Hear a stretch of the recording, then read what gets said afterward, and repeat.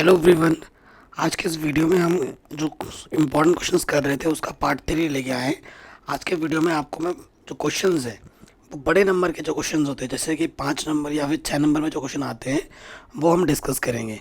और ये question most important है, मोस्ट रिपीटेड है, जो कि हर साल हर बार आते ही आते हैं। ठीक है। मेरी तबीयत थोड़ी सी ख़राब है, इसी वजह से थोड़ा आपको वॉइस में भी थोड़ा प्रॉब्लम लग रहा होगा और एनर्जी भी मेरी बहुत लो है। ठीक है। क्वेश्चन नंबर सब 26 क्या बोल रहे हैं, बाकी सभी क्वेश्चन मैंने पहले के करा रखे हैं, लिंक्स मिल जाएंगे डिस्क्रिप्शन पे।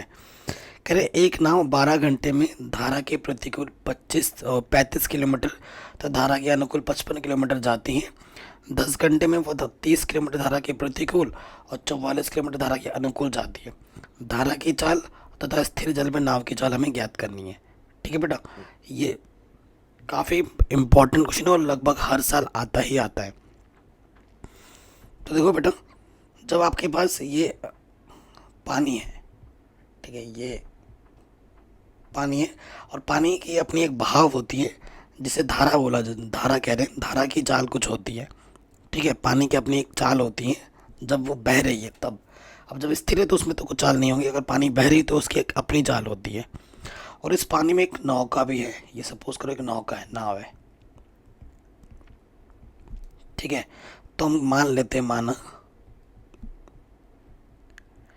नाव की चाल, नाव की चाल कितनी है, x किलोमीटर प्रति घंटा। किलोमीटर प्रति घंटा ही मैंने क्यों माना, क्योंकि दूरी मुझे किलोमीटर में दे रखी है क्वेश्चन में, है ना। और जो समय की बात हो रही है वो घंटे में दे हो रही है, तो इसी हिसाब से मैंने इसको किलोमीटर प्रति घंटा माना है। ठीक है, हर एक चीज़ का एक अपना कारण होता है। और ये जो पानी है ना, पानी धारा, तथा धारा की चाल हम क्या मान लेते हैं, तथा धारा की चाल। यही जो क्वेश्चन है बेटा वो बहुत इंपॉर्टेंट है, हर हर साल आता है। वाई किलोमीटर प्रति घंटा, और यही चीज़ आपसे निकालने के लिए भी बोल रहा है क्वेश्चन में कि नाव की चाल क्या होगी और धारा की चाल क्या होगी। देखो, जब बेटा नाव इस तरफ बह रहा है, धारा भी उसी तरह बह रही है, मतलब पानी की बहाव जिस तरफ है नाव भी तुम उस तरफ ले जाओगे, तो जो धारा की स्पीड आपने मानी है ना, तो नाव की स्पीड के साथ क्या होगी, जुड़ जाएगी। ठीक है, तो जो अनुकूल चाल होता है,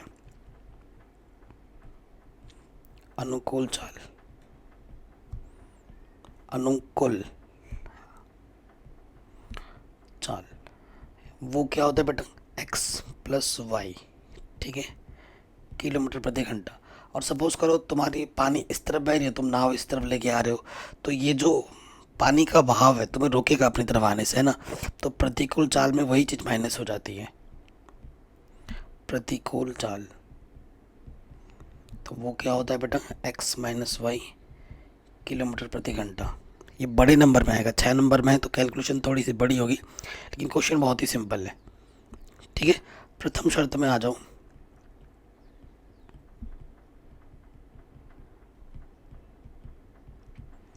प्रथम शर्तानुसार, प्रथम शर्तानुसार क्या बोला गया है कि 35 किलोमीटर धारा के प्रतिकूल। ठीक है, 35 किलोमीटर प्रतिकूल है आपका, प्लस 55 किलोमीटर धारा के अनुकूल, 55 किलोमीटर अनुकूल। जो कुल समय लग रहा है वो कितना लग रहा है, 12 घंटा लग रहा है। ठीक है, और आप जानते हैं समय बराबर क्या होता है, दूरी बट्टे चाल। ठीक है ना, इसका समय t1 मान लो, इसका समय t2 मान लो, और t1 प्लस t2 का जो कुल समय दे रखा है वो 12 दे रखा है। तो t1 दूरी हमें दे रखी है 35, और जो चाल है वो प्रतिकूल चाल है, यानी कि x माइनस के y। ठीक है, t2 समय निकालो, दूरी हमारी 55 है और चाल मेरी अनुकूल है, यानी कि x प्लस वाई, ये आ जाएगा 12। ठीक है, ये हमारा पहला समीकरण हमें मिल गया, कोई दिक्कत नहीं। ठीक है, कोई परेशानी नहीं। अब आ जाओ द्वितीय शर्तानुसार। किसी भी पॉइंट में बच्चों कोई भी डाउट या दिक्कत लगे, वीडियो को एक बार दोबारा देखना है। ठीक, बाकी बहुत सारे इंपॉर्टेंट क्वेश्चन मैंने ऑलरेडी करा रखे हैं, लिंक्स मिलेंगे आपको डिस्क्रिप्शन पे। अब इसमें अथवा भी है, देखो एग्जाम में बच्चों वही क्वेश्चंस करना है जो टाइम कम ले। ठीक है, मैं तो आपको अथवा वगैरह सब दोनों ही क्वेश्चंस कराऊंगा, उसमें कोई टेंशन लेने वाली बात नहीं है। द्वितीय शर्त में क्या बोला गया आप खुद पढ़ लो यहाँ से। देखो बेटा, 10 घंटे में 30 किलोमीटर वो प्रतिकूल और 44 किलोमीटर अनुकूल जाती है ना। प्रतिकूल में क्या बोला है, और मतलब द्वितीय शब्दानुसार क्या बोला है, 10 घंटा कुल समय, 30 किलोमीटर प्रतिकूल, 30 किलोमीटर प्रतिकूल और 44 किलोमीटर अनुकूल। जो कुल समय लग रहा है वो लग रहा है टोटल 10 घंटा। ठीक है, इसका टाइम T1 हो गया, इसका टाइम T2 हो गया। तो समय बराबर दूरी 30 है बट्टे चाल। प्रतिकूल की चाल क्या होती है, x माइनस के वाई। अनुकूल की चाल होती है x प्लस वाई। ये हमारा हमें दूसरा समीकरण मिल गया। ठीक, अब ऐसे क्वेश्चनों को हमने हल करना सीख रखा है। ठीक है, इसे द्वितीय समीकरण मान लो। देखो इसमें क्या एक सिमेट्री दिख रही है, इसके बट्टे में x माइनस वाई है, इसके बट्टे में x माइनस वाई है, इसके बट्टे में x प्लस वाई है, इसके बट्टे में x प्लस वाई है। तो हम क्या करते हैं बच्चों, प्रश्नावली 3/6 से आधारित प्रश्न है ना, माना 1/x माइनस वाई को हम a मानते हैं और 1/x प्लस वाई को हम b मानते हैं। ठीक है, तो समीकरण 1 और 2 क्या हो जाएंगे, तो इसको थोड़ा मिटा लेते हैं ना, जगह कम पड़ेगी नहीं तो हमें। यहाँ नेक्स्ट स्टेप में हम कर रहे हैं यहाँ से समीकरण 1 से। तो समीकरण 1 को मैं प्रॉपरली कैसे लिख सकता हूँ बच्चों, ये वाला क्या हो जाएगा 35A प्लस ये हो जाएगा 55B बराबर 12। इसे समीकरण नंबर 3 बोल दो। और समीकरण 2 से क्या हो जाएगा, ये समीकरण 2 क्या हो जाएगा 30A प्लस के 44B बराबर 10। ये समीकरण नंबर 4। पहले आपको A और B के मान निकालने होंगे, फिर यहाँ जब रखोगे तब आपको x और y के मान मिल पाएंगे। ठीक है ना, सबसे पहले हमें इन A और B के मान निकालने। तो विलोपन विधि लगाते हैं, किसको हटाते हैं, A को। इधर 30 है तो समीकरण इसमें 30 से गुणा करना पड़ेगा, इसमें 35 से गुणा करना पड़ेगा। और मैं यहाँ लिख देता हूँ समीकरण 3 तथा 4 से, इतना ही लिख दो सिंपल। ठीक है, अब देखो बच्चों 35 गुणा 30। ठीक है, जैसे ही गुणा करोगे तो ये आपको मिल जाएगा 1050। ठीक है, फिर आपको गुणा करना है 55 गुणा 30, तो ये आपको मिल जाएगा 1650। अच्छा ए भी तो है साथ में, ये ए और ये बी, और 12×3=36। फिर 35 से गुणा करोगे तो ये तो वही रहेगा 1050 ए। और फिर क्या करना है बच्चों 44 गुणा 35, तो ये आपको मिल जाएगा 1540। ठीक है, बी और 350 समान चिन्हों पे घटाते हैं, ये भी प्लस का है ये भी प्लस का है, घटा दो, घटाने पर चिन्ह बदलता है तो प्लस माइनस कटा, तो 1650 में से 1540 घटाएंगे 110 बचेगा।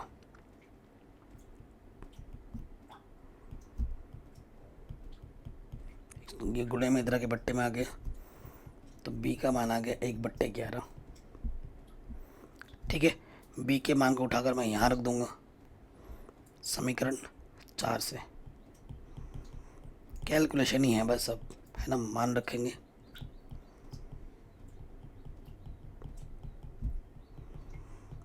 चार बार जाएगा 11 चक्को, तो यहाँ से आ जाएगा 30A प्लस का 4, 10 में से घटा दोगे 4, यहाँ 6 बचेगा, तो 6/30 यानी कि 6 कम 6, 6 कम 6, 6×5=30। तो a का मान 1/5 आ गया। ठीक है, a का मान कितना आ गया 1/5 और b का मान 1/11।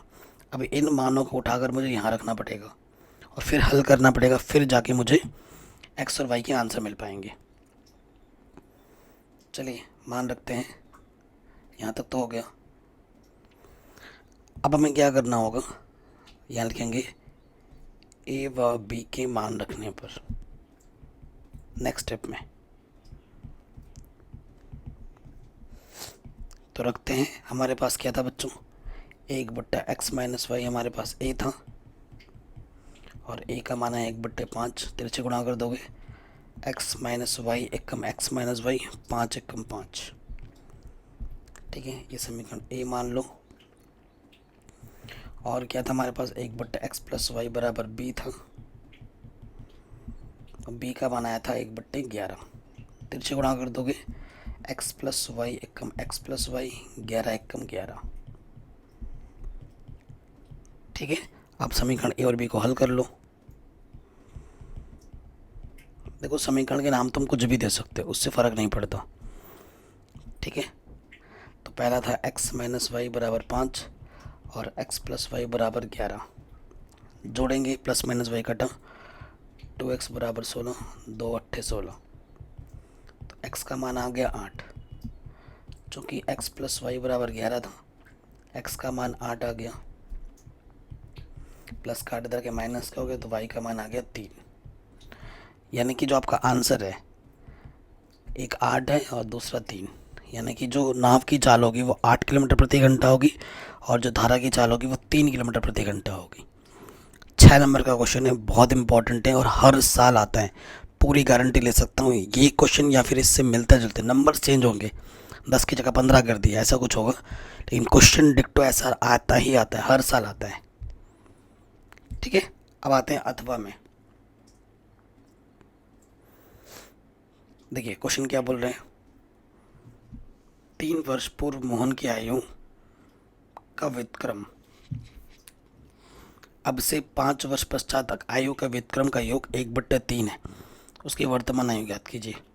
अब ये क्वेश्चन पहले वाले की तुलना में आसान है। ठीक है, तबीयत इतनी ख़राब है ना, वॉमिटिंग सी बहुत ज़्यादा आ रही है, पिछले 3 दिन से तबीयत बहुत ज़्यादा ख़राब है मेरी, फिर भी मैं मर मर के आप लोगों के लिए थोड़ा बहुत वीडियो बना ही दे रहा हूँ।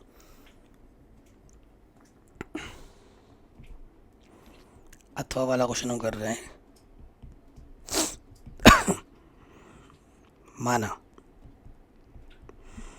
माना मोहन की वर्तमान आयु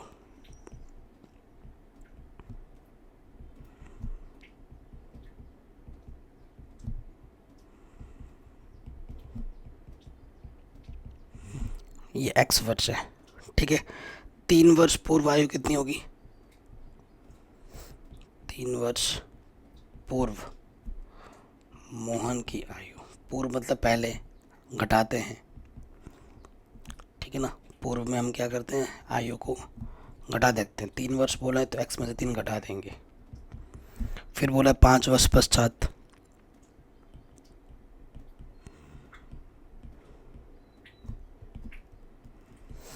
5 वर्ष पश्चात मोहन की आयु, बाद में मतलब जोड़ देते हैं।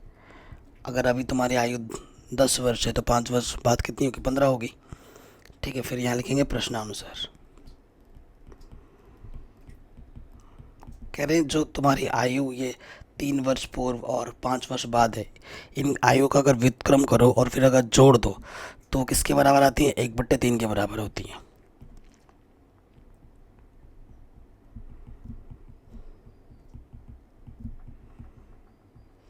ठीक है, ये चीज़ बोलिए। अब इसको हल करो, लॉस ऑफ आ जाएगा, नीचे से आपस में गुणा कर दोगे। ठीक है, अब क्या होगा, इसकी गुणा इसके साथ, इसकी गुणा इसके साथ, तो यहाँ आ जाएगा x+5 और यहाँ आ जाएगा x-3। ठीक है, ऊपर आ जाएगा 2x, 5 में 3 घटाएंगे 2 आ जाएगा, नीचे से आ जाएगा x²। ठीक है, और 5 में से 3 घटाएंगे तो 2x, और 5 थी 15 माइनस के, तिरछे गुणा कर देंगे।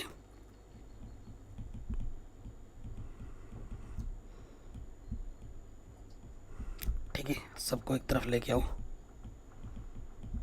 प्लस का 6x माइनस का, प्लस का 6 इधर के माइनस का, उस तरफ कुछ नहीं बचा, 0, तो 2x और ये घटाएंगे तो यहाँ से माइनस के 4x और ये आ जाएगा 21। तो ये आपको एक द्विघात समीकरण मिल गया।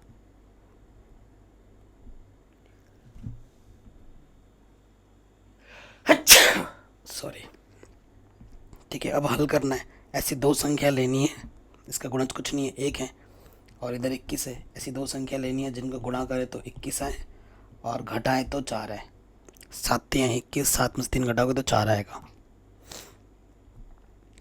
ठीक है, हल करते हैं, तो यहाँ से क्या हो जाएगा, देखो बच्चों, x² 7x माइनस के 3x, इधर है 21, माइनस जब भी होता है ब्रैकेट लगाते ना, माइनस माइनस प्लस हो जाएगा यहाँ से, और फिर दो जोड़ा बन गया, यहाँ से एक जोड़ा, यहाँ से एक जोड़ा।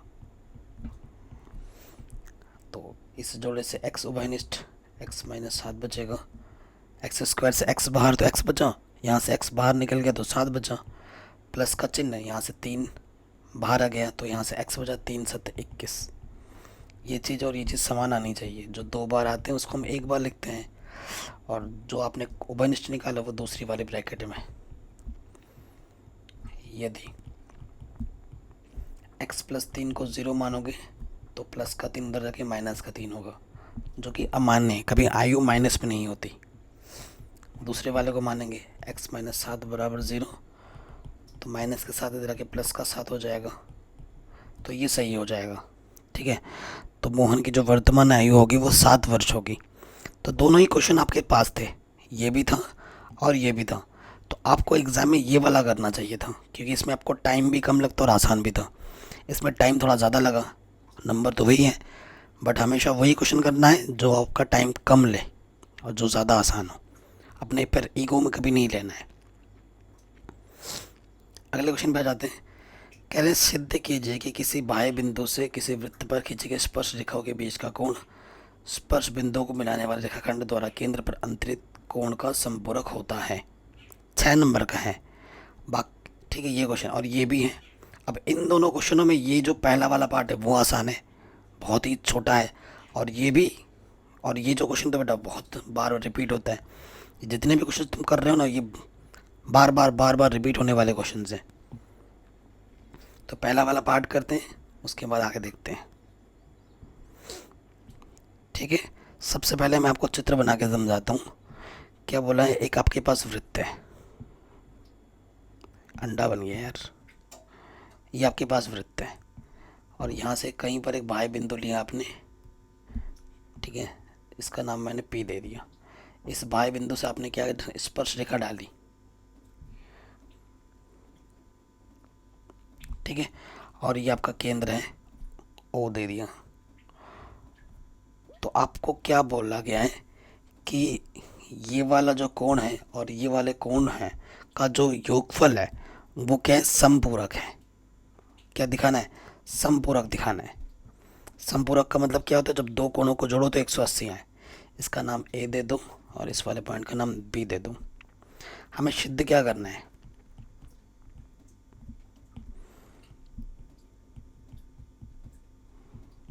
प्रॉपर लिखने का तरीका है। कोण को हमेशा बीच में रखते हैं।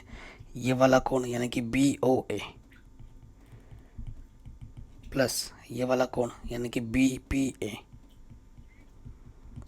इसको हमें क्या दिखाना है, 180 दिखाना है, 180 डिग्री। ये चीज़ हमें शो करनी है, ये चीज़ हमें प्रूफ करनी है, सिद्ध करनी है। ठीक है, सो देखो बेटा, हम जानते हैं, वी नो दैट, आप क्या जानते हो कि जो एंगल A है, यहाँ पे 90 अंश का कोण बनता है और यहाँ पे 90 अंश का कोण बनता है। क्या है, स्पर्श रेखा और त्रिज्या के बीच में जो कोण बनता है वो कितने का होता है, 90 अंश का होता है। तो जो कोण A है वो 90 अंश का होगा और कोण B भी क्या होगा, 90 अंश का होगा। प्रमेय 10.1 से। ठीक है, ये आप लिख देंगे। चूंकि अगर आप ध्यान से देखें, APBO एक चतुर्भुज है चतुर्भुज, और चतुर्भुज के चारों कोणों का मान कितना हो, 360। इसलिए angle P plus angle B plus angle O plus angle A, चारों कोणों का मान कितना हुआ, 360। ठीक है, तो यानी कि P और O तो आपको चाहिए ही चाहिए। B का मान 90 हमारे पास, ठीक है, और A का मान भी हमारे पास 90 है। ठीक है, आगे हल करेंगे तो P प्लस O, देखो 90 और 90 180 होगा, प्लस के 180 इधर के क्या हो जाएगा, माइनस के 180। तो P प्लस O ये मिल जाएगा हमें 180। इसको ढंग से लिख दो। P को लिख सकता हूँ मैं एंगल BPA और P को लिख सकता हूँ मैं एंगल BOA, है ना। देखो ये पी एंगल को मैं लिख सकता हूँ बी पी ए, और ओ एंगल को लिख सकता हूँ बी ओ ए प्रॉपरली, ठीक है ना। और इस तरफ क्या आ गया 180। ये क्वेश्चन आपका हो गया प्रूफ। ये पूछा गया था आपसे 6 नंबर में, और ये क्वेश्चन वैसे देखा जाए तो 2 या 3 नंबर में आना चाहिए, बट दिमाग का इस्तेमाल करना पड़ेगा, इसी वजह से 6 नंबर में डाल दिया। कर लिया हमने आराम से, ठीक है। अब इसी क्वेश्चन में आपको त्रिभुज का क्वेश्चन दे रखा है, उसे भी करते हैं। इसे आपने उधार लिया होगा, हो गया प्रूफ। अब आ जाओ नेक्स्ट क्वेश्चन में। क्या बोला जा रहा है, बी एल और सी एम एक समकोण त्रिभुज ए बी सी की माध्यिकाएं हैं। इस त्रिभुज का कोण ए समकोण है, ठीक है। सिद्ध कीजिए कि ये चीज़ आपस में बराबर होगी। जब भी स्क्वायर स्क्वायर दिखता है तो आपको मैंने बता रखा है कि आपको कौन सा प्रमेय लगेगा वहाँ पर, आपका प्रमेय लगेगा वहाँ पर पाइथागोरस प्रमेय, ठीक है। उसी की मदद से क्वेश्चंस होगा। तो पहले जो बोला गया उस आधार पर हम चित्र बना लेते हैं। हमसे क्या बोला गया है, आपके पास एक त्रिभुज है, समकोण त्रिभुज है। तो पहले मैं एक समकोण त्रिभुज बनाता हूँ। मज़ा नहीं आया ना, चलो अब बढ़िया बनेगा। ये बन गया समकोण त्रिभुज। उसमें पहले ही बोल रखा है कि ये वाला 90 डिग्री का होता है। तो ए कोण आपका समकोण है, यहाँ अगर ए है तो यहाँ बी होगा और यहाँ पर सी होगा, सिमेट्री। फिर क्या क्वेश्चन में ये बोला गया है कि बी एल माध्यिका है, तो यहाँ पर एल होगा। और फिर क्या बोला गया, सी एम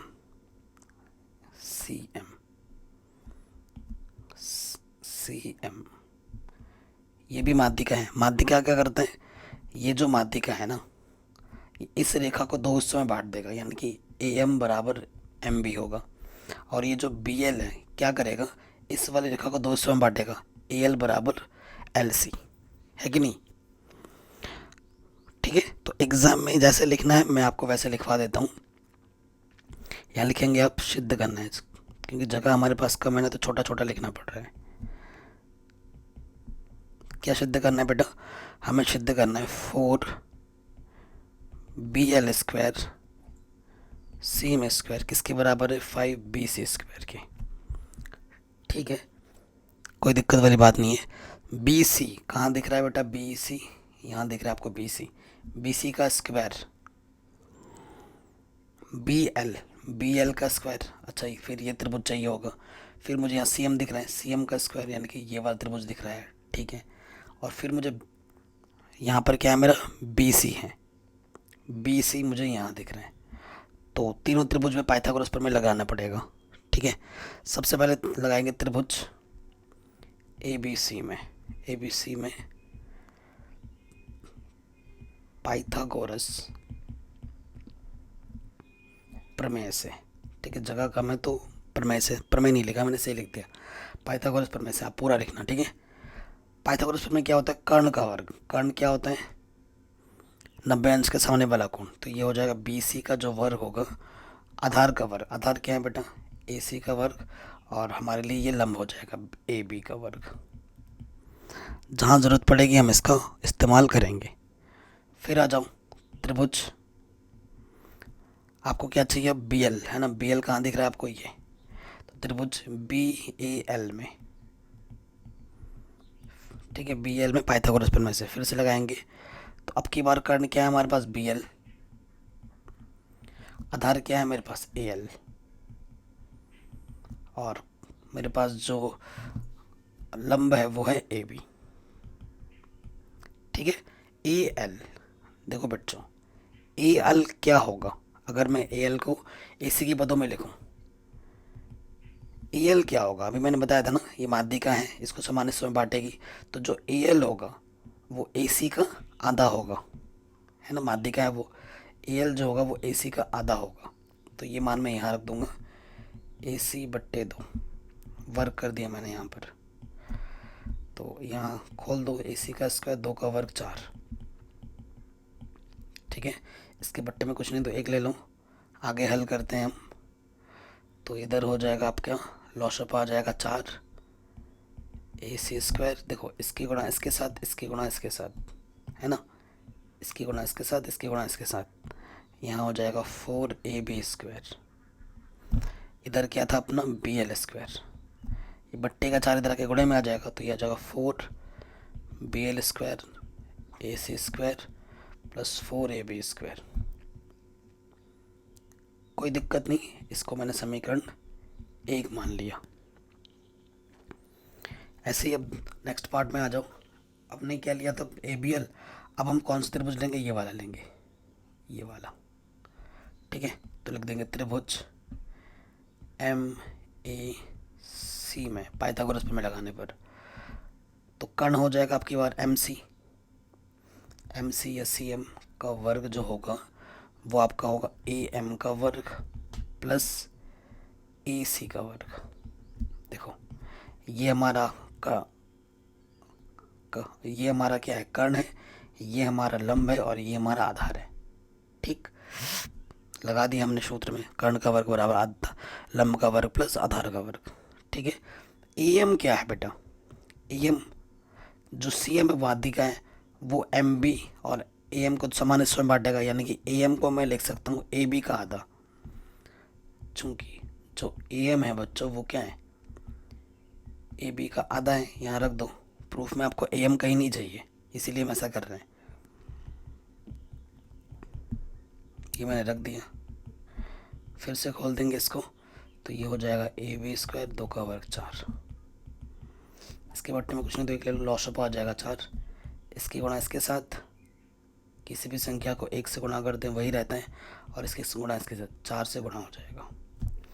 इधर क्या है सी एम, 4 बट्टे में इधर के गुणे में लग जाएगा, तो ये आ जाएगा 4 सी एम।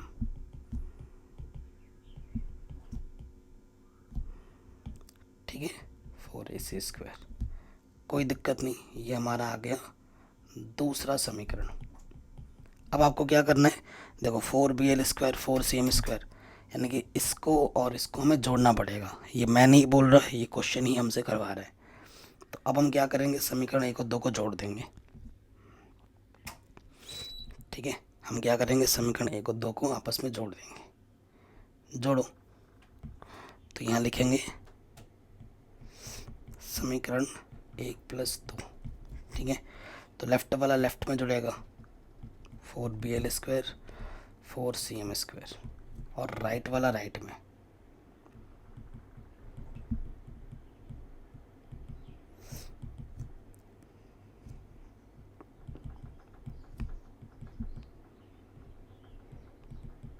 ठीक है, आप देखो यहाँ ए सी स्क्वायर है, यहाँ ए सी स्क्वायर, तो ये आ गया 5 ए C square 4 A B square, ये आ गया 5 ए बी स्क्वायर। 5 क्या उभयनिष्ठ है, अंदर आ जाएगा ए सी स्क्वायर ए बी स्क्वायर। यहाँ से देखो 4 उभयनिष्ठ आ रहा है, निकालो उभयनिष्ठ, अंदर बचेगा B L square plus C M square, और A C square plus A B square किसके बराबर है, बी सी स्क्वायर के, यहाँ से। ठीक है, तो यहाँ से आ जाएगा 5 बी सी स्क्वायर, और यही चीज़ आपको सिद्ध करनी थी, ये चीज़ आपको क्या करनी थी, सिद्ध करनी थी। आराम से प्रूफ हो गया, और ये मोस्ट इम्पॉर्टेंट क्वेश्चन है, बार बार रिपीट होता है। ठीक है, आराम से बन गया, कोई दिक्कत नहीं। अगले क्वेश्चन में आते हैं। ठीक है, अब जो क्वेश्चन है वो और शानदार जानदार क्वेश्चन है। ठीक है, देखो माध्यिका हर साल आता है निकालने के लिए, माध्यिका माध्यक बहुलक। अब इन क्वेश्चनों को भी करते हैं, तो एक्चुअली मैंने ये टेबल पहले ही बना रखा है, तो क्वेश्चन नंबर ये जो 30 आपको देख रहा है ना, इसको पहले हम करते हैं। इसको थोड़ा मैं बड़ा कर लेता हूँ। कहते निम्न बारंबारता बंटन के लिए माध्यिका ज्ञात कीजिए। माध्यिका के लिए आपको एक वर्गंतराल दिया होगा, यहाँ बारंबारता दे रखा है, तो जब हल करते हैं तो एक नई आती है संचय बारंबारता। ठीक है, संचय बारंबारता को हम सी एफ से प्रदर्शित करते हैं और बारंबारता को एफ से। ठीक है, ये हमारे वर्गंतराल और ये उसकी बारंबारता में दे रखी है। एक चीज़ जो हमें देखनी है वर्गंतराल में, 140 से कम है, चलो ठीक है, फिर 140 से 45, 145 पे ख़त्म हुआ है तो 145 से शुरू होना चाहिए, हो रहा है, और सारे में अंतर सेम होना चाहिए। देखो 5-5 का अंतर है सब में, तो यानी कि वर्गंतराल तो सही दे रखा है। कभी कभी सही नहीं भी दिया होता है, प्रश्नावली 14.3 जब पढ़ोगे ना, ऐसा क्वेश्चन भी है जब वर्ग जहाँ पे ख़त्म होगा ना वहाँ शुरू नहीं होगा, तो फिर उसको हमें सही करना पड़ता है। कैसे करते हैं वो मैंने भी सिखा रखा है वहाँ। अब ये आपके पास टेबल है। संचय बारंबारता में निकालनी है। संचय बारंबारता निकालने के लिए क्या होता है ना, पहला वाला वैसे का वैसे। अब जब दूसरे वाले में आओगे ना, तो ये 4 है और ये 7 है, इनको जोड़ दो। 4 और 7 को जोड़ोगे तो कितना जाएगा, 11। अब यहाँ पे आ जाओ। अब 11 में 18 को जोड़ना है, ठीक है, तो कितना जाएगा, 1 और 8 9, 1 और 1 2, 29। 29 में अब 11 को जोड़ना है, तो कितना हो जाएगा, 40। ठीक, फिर अब 39 में 6 को जोड़ना है, तो ये आ जाएगा 46। 46 में 5 को जोड़ेंगे, ये आ जाएगा 51। अब एक ख़ास बात है, इन सब को जब तुम जोड़ोगे ना f को, तो तुम्हें कितना मिलेगा, 51। ठीक है, और लास्ट में यहाँ पे जब जोड़ोगे, यहाँ पे जितना होगा यहाँ पे भी उतना ही होगा। अगर आपका कम ज़्यादा आ रहा है तो आपने जोड़ने में गलती कर दी है। ठीक है, माध्यिका का जो सूत्र होता है वो मैं लिख देता हूँ। माध्यिका को माध्यक भी कहा जाता है। इसका जो सूत्र होता है वो L n/2 माइनस के CF/F/H ये होता है। अब ये कैसे, इनको सूत्र तो याद करना पड़ेगा, बाकी निकलता कैसे वो रटना नहीं है, वो समझना है। अब ये चीज़ है, ये जो चीज़ है बेटा 51, इसे हम n बोलते हैं। इसे हम क्या बोलते हैं, ये हमारा n है। ये चीज़ ये हमारी क्या है, n है। तो अब क्या करना होता है, हमें n/2 देखना होता है। n/2 यानी कि 51/2, 2 दूनी 4, 2 पंजे 10, 25.5। अब हमें CF में 25.5 से ज़्यादा ढूंढना है। देखो बड़े तो बहुत सारे होंगे, लेकिन पहले बड़ा देखना है, 25.5 से बड़ा। 25.5 से बड़ा क्या है हमारे पास, 29 है, तीसरे नंबर पर है। तो तीसरे नंबर पे हमें ढूंढना है। ठीक है, ये तीसरे नंबर पर है सब। ठीक, तो ये तीसरे नंबर पर जब है, तो यानी कि बच्चा ये हमारे पास पता है क्या है, ये जो 18 है ये हमारा F हो जाएगा, क्योंकि ये F वाले कॉलम में है। और ये जो अंतराल हमें मिला है इसे बोलते हैं माध्यक वर्ग। इसे क्या बोलते हैं, माध्यक वर्ग। माध्यक वर्ग की निम्न सीमा कितनी है, L 145। माध्यक वर्ग की उच्च सीमा U 150। इनके बीच का अंतर 150, 145 को घटा दोगे तो 5 का अंतर है, जिसे हम H से प्रदर्शित करते हैं। अब आप कहोगे सर CF क्या है, तो देखो जिस लाइन से आपने ढूंढा 25.5 से ज़्यादा, आपको पहला बड़ा 29 मिला, 40 भी बड़ा है, 46 भी बड़ा है, 51 बड़ा है, लेकिन सबसे पहली बार में जो बड़ा है वही हम देखते हैं। जहाँ पे आपने ढूंढा ना, जस्ट उसके ऊपर वाला जो होता है, जस्ट उसके ऊपर वाला, वो हमारा क्या हो जाता है, CF। तो ये हमारा CF है। ठीक है, ये हमारा CF है। सब कुछ हमारे पास मिल चुका है। अब हम निकालेंगे माध्यक। L हमारे पास कितना है बेटा, 145। n/2 कितना आया था, 25.5। CF हमारे पास कितना है, 11। H हमारे पास कितना है, 5। F हमारे पास कितना है, 18। अब तो भैया क्या करना है, सिर्फ कैलकुलेशन ही करनी बाकी है कि नहीं। सो कैलकुलेशन करते हैं। 25.5 में से जैसे ही आप घटाओगे 11, आपको मिलेगा 14.5। उसको फिर 5 से गुणा करना है, फिर 18 से भाग देना है। ठीक है, तो ये आ गया 145। 14.5 को जब 5 से गुणा करोगे तो 72.5 आएगा। ठीक है, 72.5 को जब हम भाग देंगे 18 से,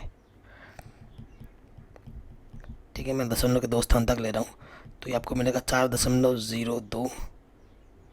ठीक है, दशमलव के 2 स्थान तक लिया, फिर जोड़ दोगे ये आ जाएगा 149.02।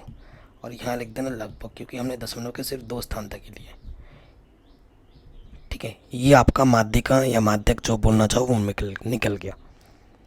और हर साल एग्ज़ाम में आता है, हर साल। आराम से हो गया क्वेश्चन, बहुत शानदार जानदार क्वेश्चन था, हर साल एग्ज़ाम में आता है। ठीक है बच्चों, बहुत इंपॉर्टेंट क्वेश्चन था। अब आते हैं नेक्स्ट क्वेश्चन में। इस क्वेश्चन पे आ जाओ। ये चबूतरा वाला क्वेश्चन भी बहुत इंपॉर्टेंट है। देखो सारे 6 नंबर के क्वेश्चन है। कह रहे हैं व्यास 7 मीटर वाला 20 मीटर गहरा एक कुआं खोदा जाता है। खोदने से निकली हुई मिट्टी को समान रूप से फैलाकर 22x14 वाला एक चबूतरा बनाया जाता है। इस चबूतरे की ऊंचाई ज्ञात कीजिए। बहुत ही शानदार जानदार क्वेश्चन है। ठीक है, मैं आपको चित्र बना के पहले समझाता हूँ, ठीक है। आपके पास एक, हम क्या खोद रहे हैं, एक कुआं खोद रहे हैं, ये हमारा कुआं है, ठीक, ये हमारा कुआं है। अब कुआं जब खोद रहे हैं तो कुएं की जो मिट्टी है ना उसको हमने साइड से फैला दिया है, ऐसे कुएं के चारों तरफ से, और एक चबूतरा बना दिया है बैठने लायक,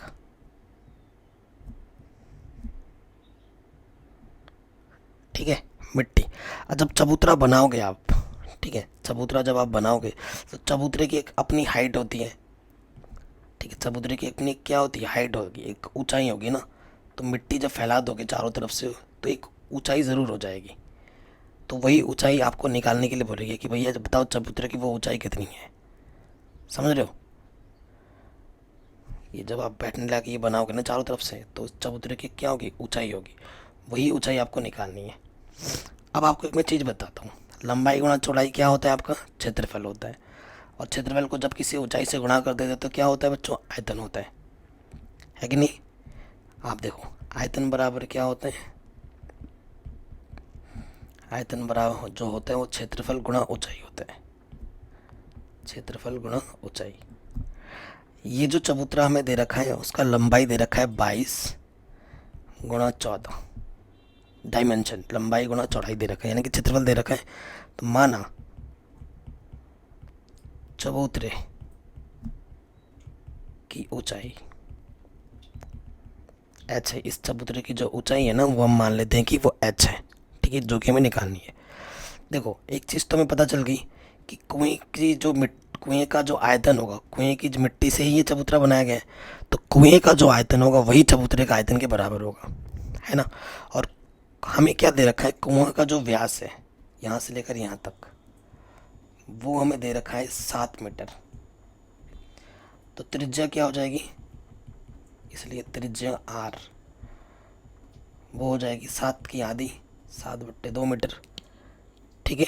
और जो गहराई है यहाँ से लेकर यहाँ तक की जो गहराई हमें दे रखी है क्वेश्चन में वो 20 मीटर दे रखा है, यानी कि कुएं की जो हाइट है, कैपिटल H मान लो, कुएं की जो हाइट हमें दे रखी है वो दे रखा है हमें 20 मीटर, ठीक है। हम जानते हैं चूंकि कुएं का आयतन किसके बराबर होगा, चबूतरे के आयतन के। सिंपल सा क्वेश्चन है, 6 नंबर में पूछा जाता है हर बार। कुएं का आयतन का सूत्र क्या होता है, πr²h। और चबूतरे का आयतन का क्या होता है, और क्षेत्रफल गुणा ऊंचाई, क्षेत्रफल गुणा ऊंचाई। पाई का मान हमें क्या बोला है, कुछ नहीं बोला, 22/7 हम रखेंगे। r², r हमारे पास 7/2 स्क्वायर, यानी कि 2 बार गुणा में लेना है। और हाइट हमारे पास कितना है, 20। क्षेत्रफल हमें क्या दे रखा है, 22 × 14, और हाइट हमारे पास है h। देखो 7 से 7 कटा, ये 2 दूनी 4, 5 20, ठीक है। तो ऊपर आ गया 22 × 7 × 5। देखो इधर 22 है, इधर 22 कटा, 7 दूनी 14, तो कुल मिला के हमारे पास बचा 5, इधर से 2h, 2 उधर गुणे में इधर के बट्टे में आ जाएगा, यहाँ से h बचा, भाग 2 दोगे तो 2.5 आ जाएगा। तो जो हाइट होगी चबूतरे की वो होगी 2.5 मीटर, ठीक है। चबूतरे की हाइट कितनी होगी, 2.5 मीटर होगी। ये क्वेश्चन आपका आराम से बन गया, कोई दिक्कत नहीं, ठीक है, आराम से बन गया।